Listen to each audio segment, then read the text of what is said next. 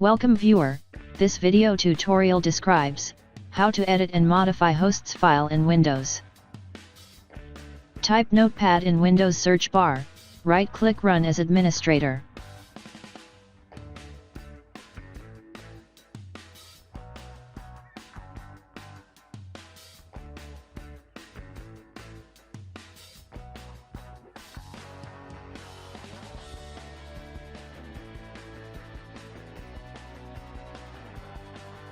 Open C Drive, Windows, System 32 folder.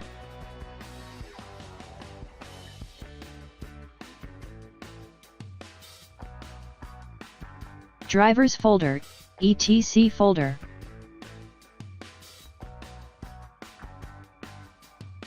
Select all files, select hosts file. Edit any text and save the file.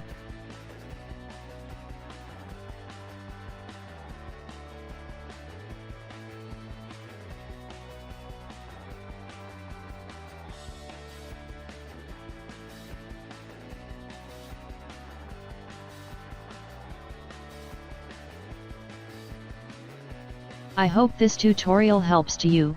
Please like, share and don't forget to subscribe our channel. Thank you very much. See you next video.